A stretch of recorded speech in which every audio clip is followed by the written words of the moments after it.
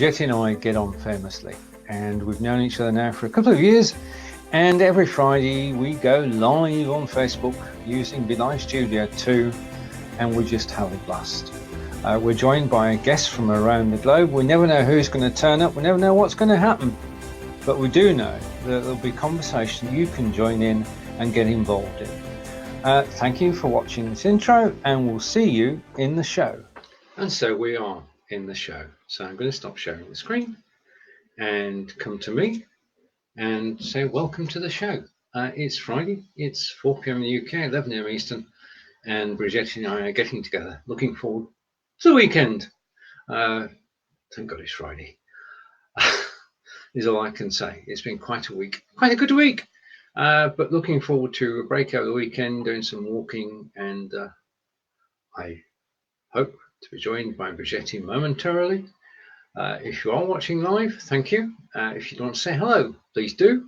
I'll feature your comments on screen. We are on Be.Live Studio2, and things are good to go. So, order of the day. First thing to say is welcome to the show. We do sincerely mean that, because the thing about live broadcasting is that it's all of us involved in every single show that we do, and I'm hoping that I'll be able to see your comments as you make them. So Corinda, hello, and I'm just waiting for Corinda's comment to come through.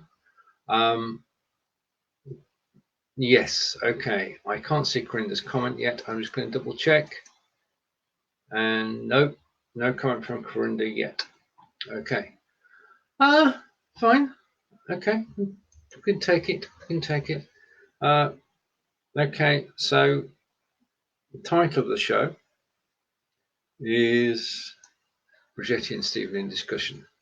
Now, a couple of things have happened this week which I want to make you aware of as we do get started.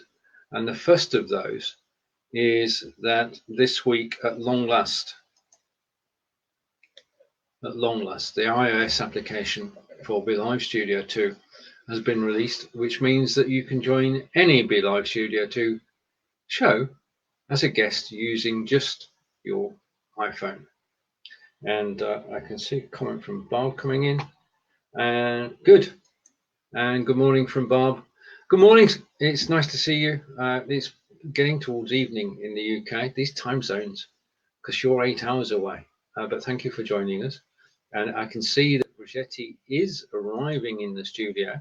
I'm glad that comments are working. Thank you for confirming that. I'm waiting for thumbs up for Bridgetti. Right, not just yet. So the iPhone iOS app is available, and you can use it to join any Be.Live Studio 2 broadcast now, as well as Be.Live 1 if you're on Be.Live 1. It is. We've been waiting a long time, Bob. Been waiting quite a long time. And it now means that Be.Live Studio2 has everything that it needs. Waiting for Bridgetti, who's cracking away at the moment. Right, the other news of the week, as discussed with Bob earlier in the week, I'm not sure whether I actually mentioned it last week or not, but all Be.Live shows are now being recorded in HD, which means that when Bridgetti and I, Bridgetti, are you ready? Okay. When Bridgetti and I go live after the show, we can download the recording in HD. Hello, Bridgetti. Hello, Stephen. How are you? I'm doing good. It's the weekend. I'm just grateful that we went for a walk earlier this morning because it's pouring down at the moment. Oh my goodness. Yeah. And how are things with you?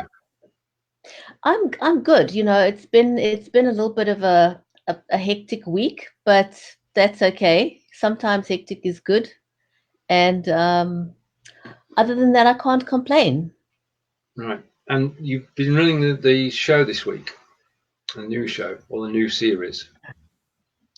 Yes, I have, and that has kept me incredibly busy, more than I had imagined. You know, when you've got guests that are, hi Bob, when you've got guests that are not tech savvy, it takes a lot of work to get them to the point to where they are online. You know, first of all, they've got to get used to it's an emotive conversation. So, you know, you first have to get them to the point where they are prepared to appear on camera. And then you've got the issue of getting them to understand what it takes, what you need to have the conversation with them. So it's, you know, generally speaking, on a usual show, I would send one email to a potential guest, and I'll send them the requirements, and they will send it back. They will complete my broadcast release form, and we'll maybe have one or two emails after that, but literally just confirming the time or adjusting the time, and that's it. You know, so maximum about 3 email exchanges usually, and then we're all set and we're good to go. We do the test and Bob's your uncle. We're off to the races. But I found with this one, I can have anything between 10 and 15 exchanges per person. Oh. What's the sort of common thread running through those? Common thread is that English may not be their first language, so that's the first challenge. Technology is not their best friend, and that's often why they got into trouble in the first place, because they're not tech savvy. So, hi, Corinda, thank you. So that's the other challenge. They're not tech savvy. English is not always their first language. And these are traumatized people, traumatized women. So it takes a lot of conversations to actually get things happening. So it's, you know, it'll be offline conversations. It'll be conversations via email, via WhatsApp, via Messenger.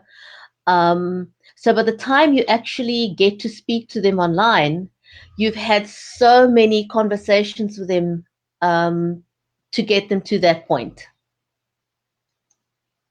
When you say that English is not the first language, the shows are in English. So how do you get around that?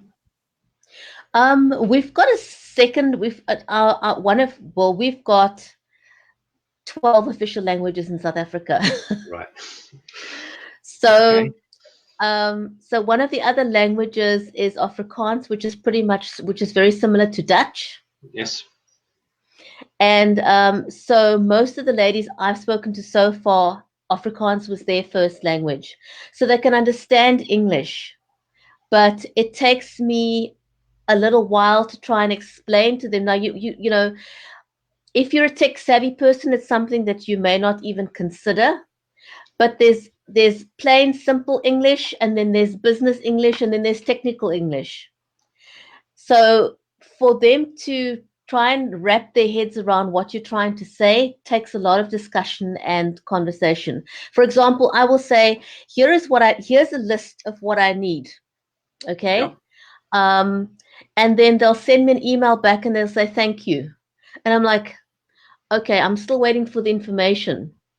And I'll send them another email back. Hi, Kelly. And I'll send them another email back and they'll say, thank you, I got it. I got the email. And I say, okay, but here's what you need to send me. I haven't got any of the stuff on the list yet. Right. Okay, thank you. And then I call them. I say, look, I sent you the email. It's got these details on. I need you to send that to me in an email. And then they may send part of that information, and it'll take another few conversations to help them understand that I can't actually get to the point of booking the interview until I have all the information that I need. And that's how the conversations go, you know. So it takes a lot of engagement to get all the information that I need. And it's not really a lot of information. It's just they're not understanding that they need to send me something. I'm guessing that the word of the week is patience. Yes. Well, that's it. We do take for granted what we know. And that's irrespective of live broadcasting. If we know something, then it's locked away and we take it for granted. And then you come across somebody who's not heard about a subject, and you've got to start from scratch and take it step by step and be very patient, word of the week, to actually get somewhere which should only take a few minutes. I know. I mean, I've actually now taken my broadcast release form and I've actually simplified it a whole lot more, taken out anything that may remotely sound technical. So I've actually adjusted it to try and make it as simple as possible in plain English to make it easier for them to understand. So yeah, so you don't often consider that not everybody is as technically adept as you may be. That's true. We've got, and just on a side note, we've got a society in the UK called the Plain English Society. And their one task in life is to take government documents which are nested in legalese and turn them into documents that we can read in plain English. So simplifying things is the key, isn't it? To make it as simple as possible so there can be no misunderstandings. That's the thing, you know, if it's business English or technical English, it's always open to misinterpretation, or you know, it doesn't get understood properly, and so you've got to really try and figure out. And that it's quite a mindset change if you're used to speaking on a certain level English to then try and find words that would describe it very, very simply. Almost the way that you would explain it to a child that is, you know, doesn't have a great vocabulary yet. So that level of English, so that you're sure people will understand what you're asking them. But you triumphed in the end, and the show went ahead, and everything went well. Fingers crossed. Yes. Yes. Yes, it did. I'm actually got meeting with a team on Sunday who've had a number of meetings with Facebook directly.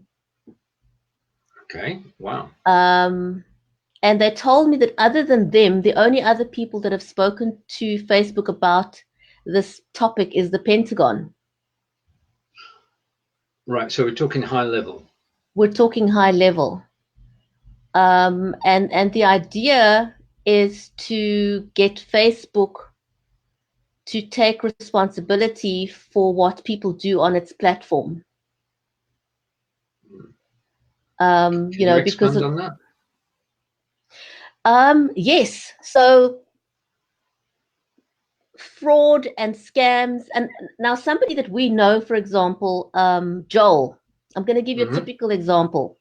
Okay. Joel spends some time of his day, every single day, going through Facebook and reporting fake profiles that have been created using his, not only his picture, but also his history, his story. Right. People use that and then they create fake profiles. Now, that's a typical example. The other popular thing is to use photographs of the Marines in the US. And people use the pictures of the Marines. You know, everybody looks dapper, or they use a picture of somebody that looks very attractive, you know, somebody from Italy or whatever. But they'll use someone that looks like an actor or an actress, and they'll use their images, or the Marines, as I said. And so they'll use these pictures. They'll not only steal the picture, they'll steal the profile, and they'll create a brand new fake profile on Facebook, and they'll create several of these. And the problem is that it's so easy to do it on Facebook. There's no checks and balances on Facebook. Now, it doesn't only happen on Facebook. It also happens on LinkedIn. It happens on Twitter. It happens on Periscope. It happens on all the other platforms. But the reason why we feel Facebook needs to make a change is because it's the largest social network, and the larger number of fake profiles or the larger number of fraud occurs on the Facebook platform. And what we're saying is that currently Facebook is trying to abscond themselves of any kind of responsibility. They're saying it's not their problem if people use the platform incorrectly. And we're saying you cannot abscond from your responsibility. It's your platform. You need to take. Now, the thing is that we're not asking for regulation. We do want to maintain and should maintain freedom of speech. Freedom of speech is one thing. All we're asking is that Facebook, and with all the technology that's available to us today, I cannot believe that it's not possible for Facebook to verify people that register on their platform. And that's basically what we're pushing for, is the fact that Facebook verifies people who create accounts, because it's the only way we're going to get rid of these fraudulent transactions that are taking place on Facebook, the creation of fake profiles, because it's the creation of fake profiles that's enabling the fraud that is taking place. And we're not talking about small amounts here. We're talking about large amounts. And the reason why women get targeted, and they target these women very, very carefully. They will look for messages where women, talk about them having lost a husband, they've lost a boyfriend, they've lost a child, they've gone through some kind of a trauma, and they'll pounce on these women. They will pounce on the fact that they're going through a vulnerable period in their life. And the modus operandi seems to be very similar throughout. So they will create a profile, befriend these women, and they will work on this friendship for a period of 2 to 3 months until they have forged or created a trust relationship with the women.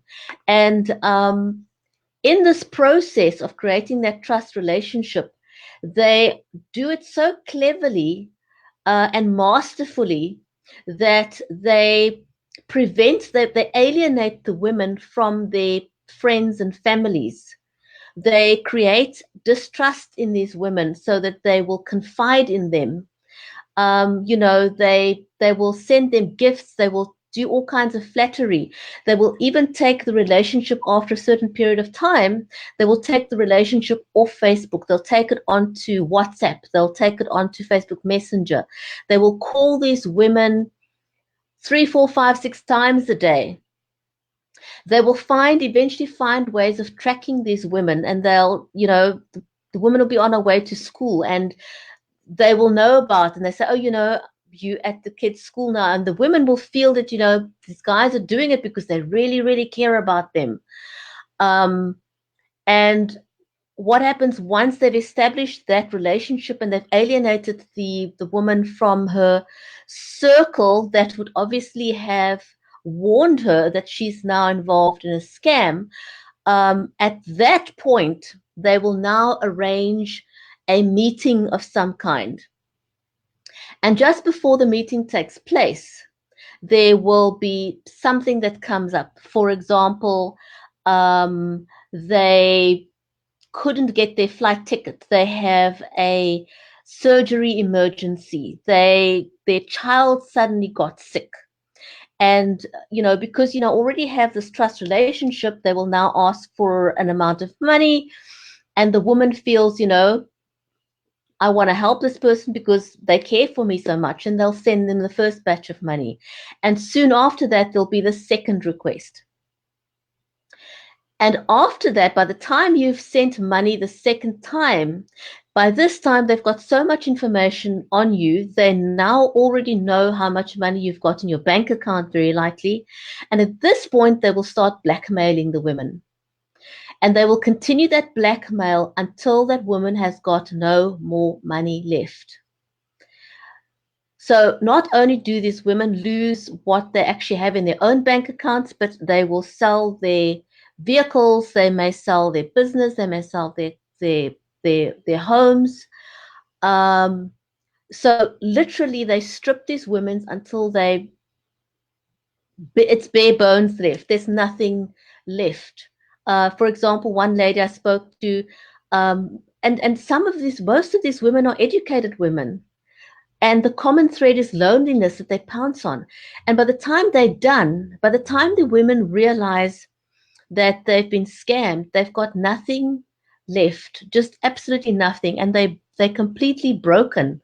And often when they go and report this, unless the country that they're in have got a special investigative team that deals with cyber crimes or fraud, these women get humiliated even further because they go and report it to the police. And if the police are not sympathetic, they laugh at these women. They tell them how stupid they are, and they tell them they're not debt collectors. And so these women go into a cycle of depression that lasts for months and sometimes years. The women become suicidal because by the time they build up the courage to tell their families want nothing to do with them. So they find themselves completely isolated. And so a lot of these women then find themselves on the street, literally on the street. So you've got someone that's gone from being a high profile executive to now living off a soup kitchen. And when you look at the stories and you hear the stories, your first inclination is, and I've asked these women, their friends and family will say to them, how could you be so stupid? That's the first thing everybody says to them. And that's one of the reasons why the families then leave them alone. The family will have nothing to do with them. It really is heartbreaking listening to this. And, the more I listen to these stories, the more you realize that this is an organized crime on an international scale, not just here, because the women that I've spoken to are from all over the world. There's no particular profile other than the woman was lonely, she was single, and often they're in their midlife crisis. They've got money. So there's lots of common threads that run through these stories. And so the idea is that we want to ask Facebook to take responsibility and have some kind of a vetting process in place so that we prevent these fake profiles from being created on its platform. And so that's really why, that's really the mission of sharing these stories, to create not just local awareness, but also global awareness. So yeah, that's basically what it's about. It is a very serious situation affecting people that you've been meeting over the last couple of weeks. And it all starts with a Facebook profile. It all starts with a Facebook profile. And somebody who is vulnerable, gone through an incident, and is in need of somebody to actually comfort them. And these fake profiles step forward and engage. Yeah, that's the modus operandi. Right. So, your next step, you're meeting with people over the weekend. Yeah, the next step is to meet with this nonprofit in the US that have already met with Facebook. So they are, in the process of engaging them. So the idea is that I'm hooking up with them to help them also create more global awareness around this matter. And then you look at, well, they're in contact. Are they in contact with Facebook too? They're directly in contact with Facebook. Yes. Facebook. Yeah. Yeah. They've already gathered, I think, 10,000 signatures from people. Mm-hmm. Right. To present to Facebook to say, look, this is not a small problem. This is a big problem. Indeed.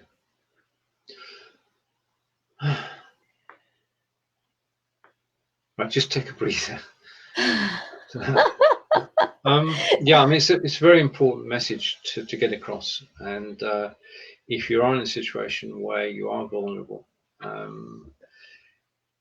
what can you do as an individual to actually sort of what should be on the watch out for, is what I'm saying. The first thing is do not allow yourself to become isolated from your friends and family. If somebody sends you a friend request on Facebook, there's certain telltale signs. Someone sends you a friend request and they've got very little friends. Their profile is got a picture of a gorgeous looking woman or a hunky looking guy, if it's a Marine, and you see there's very little engagement on the page. You need to know immediately this is a fake profile. And if the person has got, sometimes they may have one friend in common with you. Contact that friend. Ask that friend, do you know this person personally? Now, I get many Facebook friend requests all the time, and it's happened to me often where I will see that there's one person that we know in common. And I have learned to always contact that person and say, do you know this person personally? And invariably, the same thing has happened to them. They saw that they had a friend in common and they accepted the friend request, but they didn't check. Right. So if in doubt, check. If you're unsure, send that profile picture. And a lot of people are not aware of this, but you can do an image search on Google. Yes. If you're not sure, go and do a reverse image search and find out if this picture is actually who they say they are. So the golden rule is don't friend people you don't know. Or, if they're not friends with people that there's got to be a personal way of checking whether the other person actually knows them. Yeah. And if you right click on the photograph, one of the options is to actually check with Google, and it brings up a separate page, and you can see whether the picture's been used before. I mean, quite a few times I've done that, and the picture appears to be on dozens of different sites with different names, and it's just taking extra precautions that I know we shouldn't have to do. We should be living in a world where people are genuine, but as you've explained earlier, that's not the case, and you do need to take extra precautions when making new contacts and talking with people. We've got that much information out on the internet about each of us. I mean, you could search my name or your name, and people will be able to find out where we are, who we are. So that's it. That's the other thing. How personal do you get on a social network? What details do you give away? If your profile's closed down to friends, that's probably a start rather than being public. But how much do you tell people about what we're showing now is 20% above the surface, there's 80% below. How much do we actually share? And the other thing that people can do is to enable two-factor authentication on their Facebook profiles to make sure that the profiles cannot easily be hacked, because that is what the other thing that they will do. They will hack into the profiles of these women so as to gain more information on them and their friends. And then by Kelly, and then they will blackmail them with this information. They now know how many kids these women have got. They've gathered too much information. So, you need to either lock down your profile very, very securely. And if you've got a more public profile, you need to be aware of what you post. Don't post where your children go to school. Don't post pictures of your children. Unless your profile is locked down and you're sharing it with friends and family only. Unfortunately, we live in a society that is not so safe any longer, and this is the reason. If Facebook had that verification in place, then that if you're connecting with somebody, they are a person that's traceable. It's a bona fide person. It's a real person. But right now, you've got no way of knowing whether it's a real person or a fake profile. You just don't know. Doug says he's sure what he. Yep, not sure what I am. Not sure what I'm watching. Okay, you're watching Bridgetti and Stephen. Oh, not sure what he's watching. I see. Yeah, we've got the text scrolls. So you've got to. You're watching Bridgetti and Stephen in conversation. Bridgetti is in Cape Town, South Africa. I'm in Wiltshire, in England. On Friday, 11 a.m. Eastern, we get together to talk about what's happening in our worlds and in the technical world as well on Be.Live.tv, and to take your questions about anything. And Bob's come up with a comment, and okay, that's Peter Bob's comment. Stephen Bridgetti, live streaming friends. That's true. I'm in the UK. That's true. Bridgetti is in Africa. It's true. South Africa, in Cape Town. It's late for them now. They're live streaming Educast as well. Thank you, Bob. That's very succinct, very to the point, and accurate as well. Absolutely. Right, now, talking of educating and things, I put together a sort of poll this week saying, what would you like to know?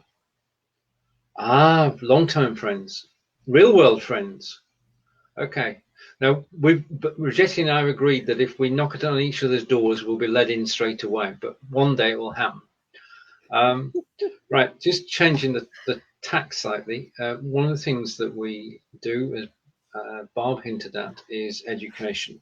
And what I'm going to do, as we take a breather for a moment or two, is I'm just going to share a video, because when we asked a question in Be.Livers what we'd like to know about, people said they would like to know about green screens. Now, I'm not using a green screen today because I have to do a lot of other things as well, but Bridgetti is. And what we're going to share now is a short video, which I made earlier today, about green screens and how they work. So let's share the screen. I'll come back and bring the screen share up. Bridgetti and I will disappear momentarily. You'll still be able to hear either of us. But I'm just going to play the video while we take a breather for a second. This is all about, well, you'll see what it's all about when I play the video.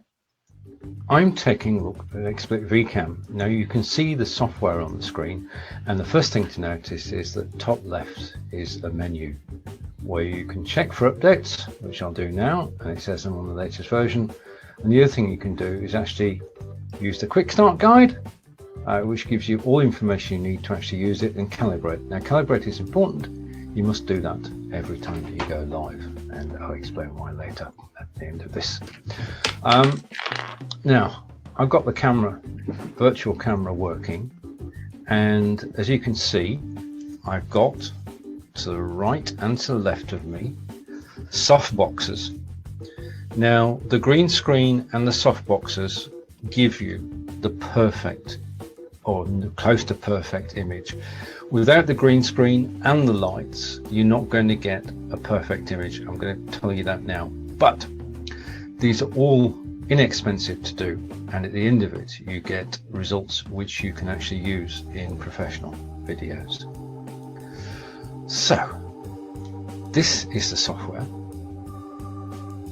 I'm going to calibrate before I go on to the next situation, and it's just so simple to use. I can select my camera from the cameras available.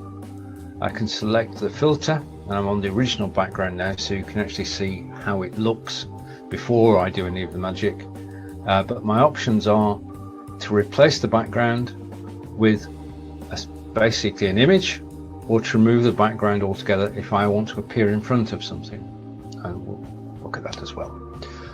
Okay, so it's so simple to operate. All I've done is connect my camera and I'm good to go. So let's look at the next. This is Be.Live Studio2, and I'm going to add my camera. So connect camera, and the camera that I want, I'm going to go to settings, is the Xsplit Vcam, and take that camera, and it comes up with the image, and I can bring that up on screen. And there we have it, we're side by side. And if I go there, I can actually go full screen. So I'm full screen now. I'm using Xsplit Vcam, and as you said, you've got the lights and we've got the background green screen. That's a portable green screen. Everything you see It comes from a place called Amazon. Now, this is where the magic begins, because that's what would be broadcast normally. But if I've got a green screen running, then I can quickly flip and replace the background, and there we have it. Okay, and it's as easy as that. I can go and I can change the background to one from my friend in Sarnia, Ontario, from Kellyshire, and background is changed. As simple as that. Now, make sure that when you're choosing a background that it works. Test it first. But it's so simple and straightforward to do. Calibrate before each show. If you need the lighting, use the lighting. If you need if you need the green screen, use a green screen. With the green screen and lighting, you can get close to perfection on the actual final picture that appears on Be.Live. And just experiment. That's all I can say. And I'm going to be back in a second with the lights. Just a second. Now I've switched the lights on, I've recalibrated, and it's so simple and straightforward to do. If you have any questions, let me know. But this is Xsplit Vcam with lights and a green screen background. Thanks for watching. Take care. Join Bridgetti and Stephen every Friday, 11 AM Eastern, 4 PM in the UK, to learn more about the technical side of live broadcasting. We look forward to seeing you there. Thank you for watching this short video. If you have any questions, contact either of us. Bye. And we're back. Right, I shared that to Angelica earlier, and she said, "Okay, but what's that bit at the end?" I said, "Well, that's the advertisement." I mean, so long story short, I've now got two versions of that. One has got the advertisement for our show on it, and one doesn't. So everybody's happy now. Everybody's happy. Right, let's get with the comments. And comments have been made whilst we were actually taking a break. And right, okay, so that's where we left the comments. And Mr. Upton is with us. And Bridgetti is doing a good impression of Captain Scarlet. Oh, John, British humour again. And Bob is saying, absolutely, Stephen, Facebook can bring real world friends together too. And comment from Doug. Doug is saying, all have a good day. Thank you for popping in, Doug. And Bob has got to run too and catch up with us again soon. Well, thank you both for joining us. And thank you to Kelly earlier for popping in. And for everyone still watching. If you're not watching on the Be.Live in 5 page, then you'll find a link. I keep forgetting to say this. You'll find a link up above, and you can click that link and come join us where we are really live and comment. And if you do comment, we'll bring the comments on screen. But regarding the comments, since last Friday, we've had problems with comments, or I have, and they were stopping. But now I can go right back to the first comment that was made today, which was good morning from Bob, and I can go right to the last comment, again from Bob, saying she's got to run. So the comments are now working, and I shall pass that information on to Be.Live, because that was pretty painful. Stephen, the one thing I would still like to see is to have the most recent comment on top, as opposed to down below. You know, so it needs to, for me, it needs to scroll the other way. Yeah, it is counterintuitive, isn't it? You expect to see the latest comment on top, as you would on Facebook.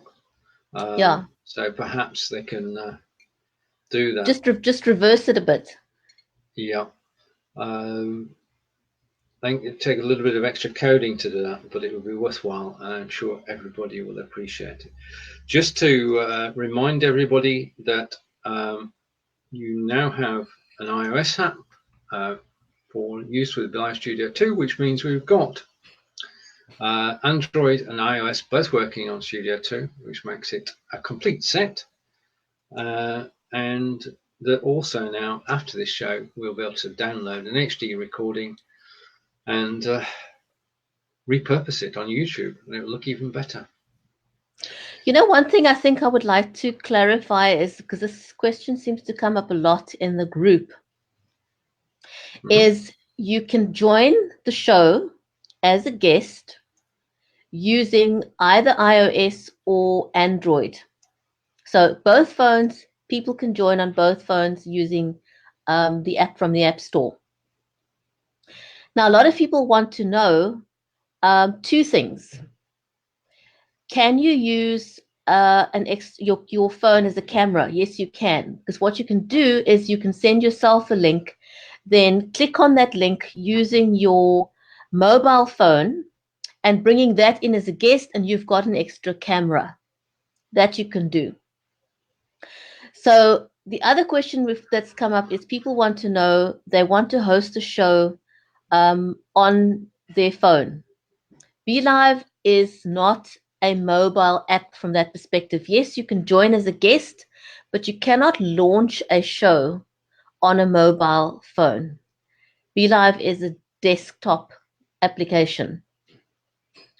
Now, if you are hosting an event, for example, and you want to use Be.Live because of all the other bells and whistles and functions that Be.Live offers, a way around that, what you can do is to enlist the services of a producer. Have someone produce the show for you, and you can then come in as a guest on your camera from the event. You can go around interviewing people, showing people the live views, but have somebody in their studio host the show for you. So that's one way in which you can use Be.Live for your live events from your phone. But just to clarify, you cannot start a show from a mobile device. And that is due to the terms and conditions laid down by Facebook to prevent anybody competing with them. And everybody's got to respect that, whether it be Be.Live or StreamYard or Zoom. It's got to start from the desktop. And that was a good way around it, Bridgetti. In fact, producing a show makes it easier for both host and guest, because as host of a produced show, you don't need to worry about everything that's going on around you. Correct. So it can be a lot easier to actually host a show. And I produce a show every Wednesday. Shout out to the Para with Dolly and Anita, which goes out at 6 p.m. in the UK, 1 p.m. Eastern, 12 p.m. Central. And that's a show that I'd never appear on screen. Not witting, well, when things are going well, as they have been recently, then I just sit in the studio and just make sure the right images come up at the right time. Now, I just want to go on to images for a minute. When we bring images through, and I had a show where I got 20 images, and all the images I've got is a number given to them by Facebook or by Google or by anybody else, really. There's no description with them, is there? You don't know. If you're a third party and you're not familiar with the photographs, you've no idea what the photographs are. I mean, if you put together a Facebook album and it's your own photographs, then when you show them on screen, it's not a problem because you know exactly what's there. But if you're producing a show for somebody and they say, right, these are our photographs for this week, and Dolly and Lisa did a show where they were comparing, this was a fascinating show for many reasons, but they were comparing men with and without beards. Oh, wow. So I had pictures of celebrities from around the world and not celebrities from around the world, and it was with a beard and without a beard, which is better, but I'm not going to go there. But it meant that I had photos and I had no idea. So when it came to bringing them up on screen, I definitely got the wrong photo a couple of times. When you can't recognize Justin Timberlake, I suppose that's a problem, isn't it? Right. So if we could actually put descriptions on photographs or titles on photographs, that would make it would help a lot. Yes. Yeah, especially when you're producing the show. Right. If you're watching now and you've got any questions or you want to wind down for the weekend, and excellent, most excellent. 3 p.m. or 10 a.m. Eastern tomorrow, I think. Cheryl's going live. Hello, Cheryl. Hi, Cheryl. Nice to see you, and it's good to see you back broadcasting. And I'm going to try and join you on the show tomorrow, and look forward to our doing a show together soon. But it is good to see you, and welcome back. That's the thing is, we're a community. We're a broadcasting community, but we're also a personal community as well, and we keep in contact with each other. We check on each other and make sure that basically we can support each other when there are situations. And Cheryl, it's good to see you back with us. Now, I was watching a show earlier today. It was an impromptu show. So if I mention the name Lottie Hearn and the word impromptu, we all know that Lottie just pops up from nowhere and does a live broadcast. And today she was with Karen, and she and Karen were talking about MS, which is why I tagged Dom in the broadcast. And I think Lottie got her diagnosis earlier this week. So the show was on Lottie's page. So if you want to check that out later. I actually caught a little bit of it just before our show. And right. I want to go back and watch the replay. So I did say hello to them and say, look, I wasn't able to stay, but I really would like to go back and watch that.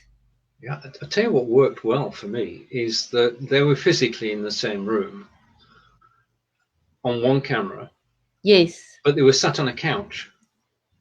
Yeah. And it had a sort of homely feel to it.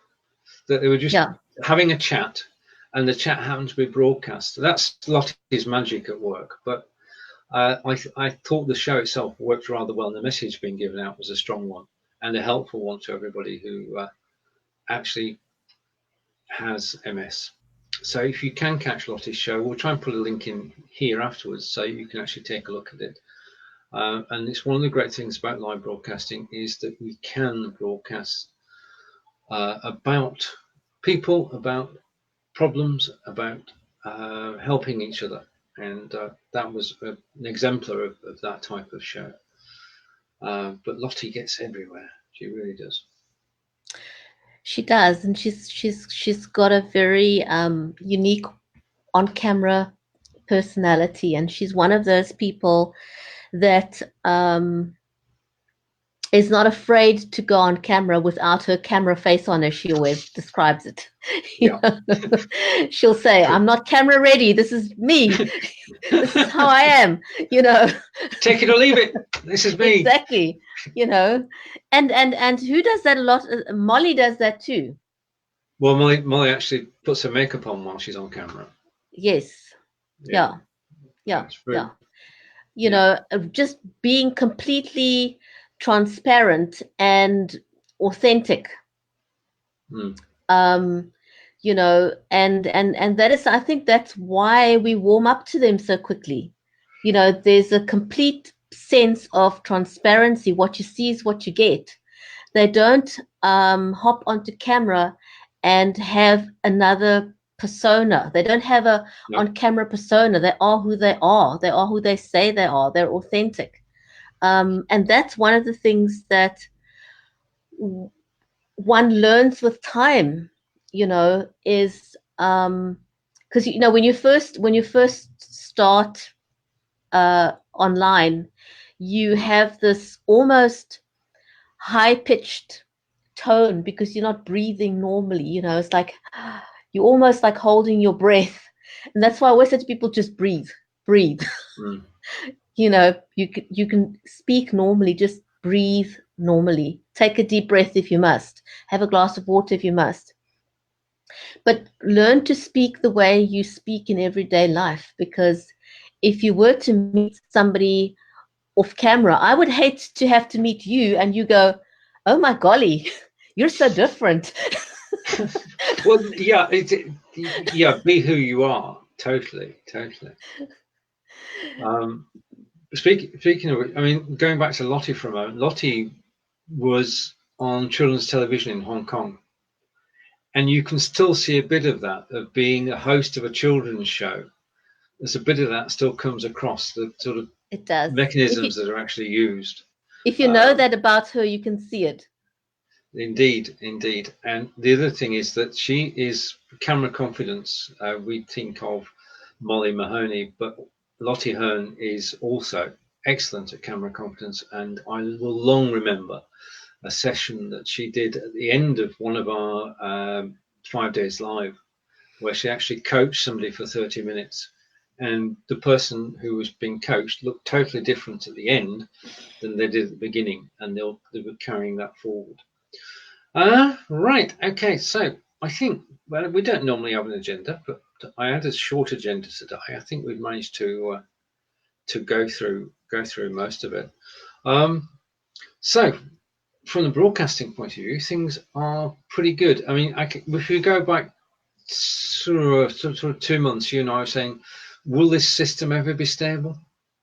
We've forgotten all about that now, because we've got a high definition live video, and we can switch it. We used to say you can switch Be.Live on and it works, and then we had a little wobble when we came into Be.Live Studio2, and now we've picked up again, and we can go live with confidence. Just a shout out now. There was a lady in Be.Livers who posted last night. We both saw it today, I think. And she's on a Mac, and she's got she does have problems. So what I've asked her to do is to contact me, and I'll bring her into the studio and see if the problem still persists, because she's doing shows. She's done over 100 shows on Be.Live with varying levels of quality from video on the Mac. Is there any software that she can actually use which would sort of help her control the camera on the Mac? Yes, the strange thing is that the camera settings that I use now, for some reason, is no longer available either in the App Store or on the Logitech website. You know, they've got upgraded software, but it doesn't work as well for me as the app that I have that is now no longer available. So anyone wants a copy of that app, it's too big for me to send it in Messenger, because I tried sending it to her earlier. It didn't work. Right. But if people send me a private message on Messenger and with their email address, I will gladly send them the file to install that app, because that just seems to work for me. Excellent. Okay, well, I can now tell her that, and I think it is strange that apps, you can use your camera with Zoom or with anything of that ilk, and it just works, and then you come to one particular app, and it could be any of the above. It could be Be.Live or StreamYard or Zoom, and your camera works in one but not in another, and you're still on a Chrome browser. Nothing's changed. It's a very strange situation. I must tell you something funny. Well, not so funny. I've in order for me to use my virtual camera now, I went and installed an older version of Chrome, because they did with the last update of Chrome on the Mac system, you can no longer pick up any virtual camera. It's not just Ecamm, any of the other virtual cameras, it won't see any of them. And so I've posted it, it's a known issue, and I posted this on one of the Google chat groups, or the support groups. And so someone's come back and said it's not a Chrome issue, it's that Apple needs to upgrade some of the other vulnerability. Right. And my first question with that is if you're going to do some kind of upgrade, why not work with the people that you work with and coordinate with them? Yep.